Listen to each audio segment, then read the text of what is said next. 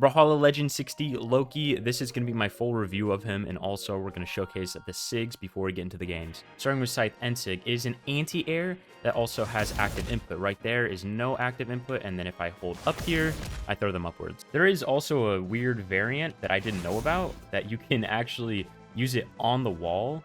I don't know the use case of this, but I mean, it exists, and I can see some very crazy strings or something happening off the side. Next is side sig. Side sig, you bust out the snake, and then you go into a double chop with the scythe. It's so hard to react to this, and it covers a lot. As you can see, not only is the snake having a hitbox here, but then you go into a double chop that covers really far in front of you, and it covers a lot of space as well. Not to mention the whole time, Loki's literally just flying around, so if you were trying to interrupt this, who's to say you even can? Lastly, you have Scythe D-Sig. The projectile itself is going to do around 17 damage. However, you can also hit them stacked, and you're going to get a little more damage. I was like +8 roughly there.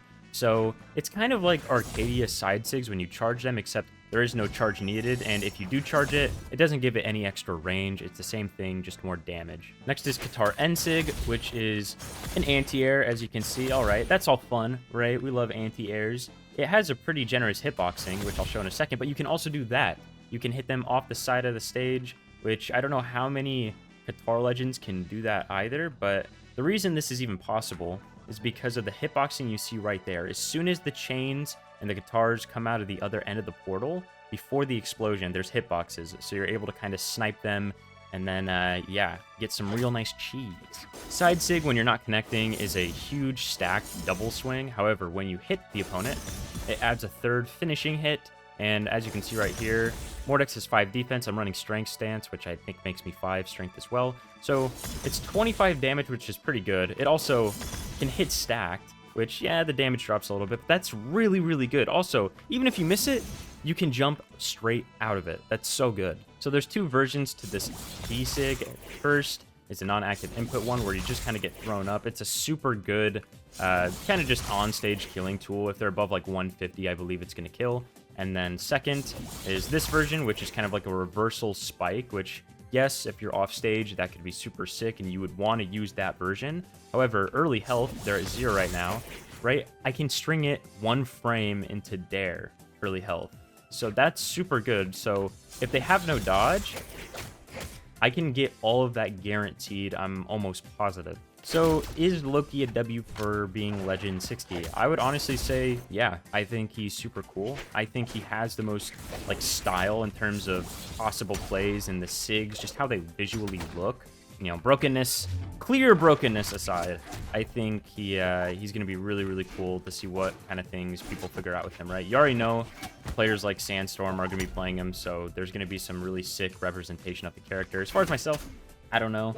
I'll always be a bit of a gauntlet head, but if Loki is just proven to not get nerfed, which they've kind of recently had a track record of not nerfing the like latest characters, you know, that'll be it'll be definitely a consideration for like winters of next year, because this character is banned for BCX. So if you were going to go to BCX, oh, I messed up. If you were going to go to BCX, just don't sink too much time into this character unless you like don't really care about the tournament, because you're not going to be able to play them.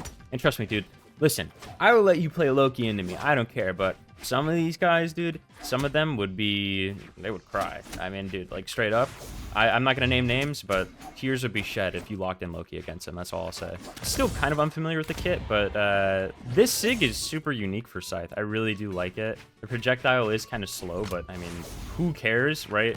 Oh, boo-hoo. He has a somewhat mediocre projectile, like whatever. It's still a threat in a lot of cases, I bet. It's just he is, what, day 2 now?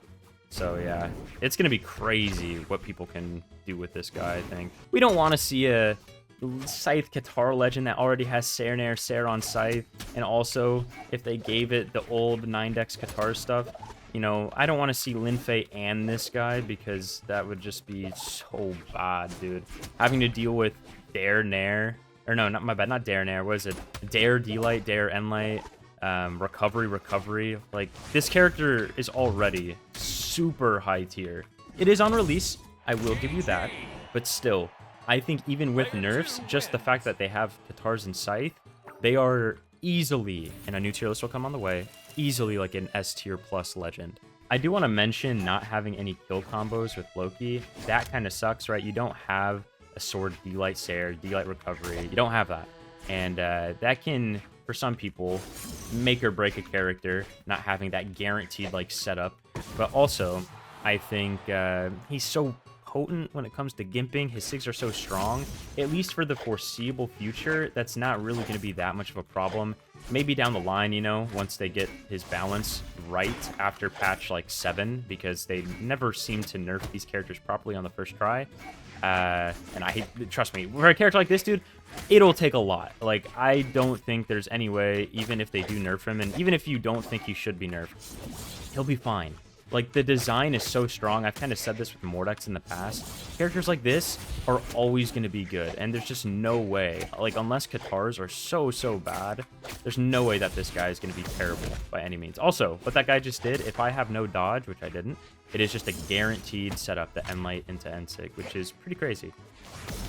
Bro, that signature is so brutal to get hit by. It literally is Scythe, Taros, N-Sig. Except on Scythe, not Hammer. That was really hard. Words are very difficult sometimes. I kind of lost it there. Oh, no way. This guy's been, like, running unarmed on me super hard. Wait, ready? No, I fell off? I wanted the platform. Oh, goodbye.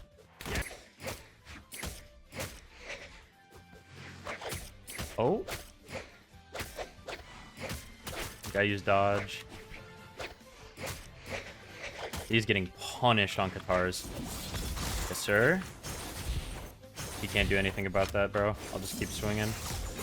He might be dead here. He actually doesn't die, see? Not that much power.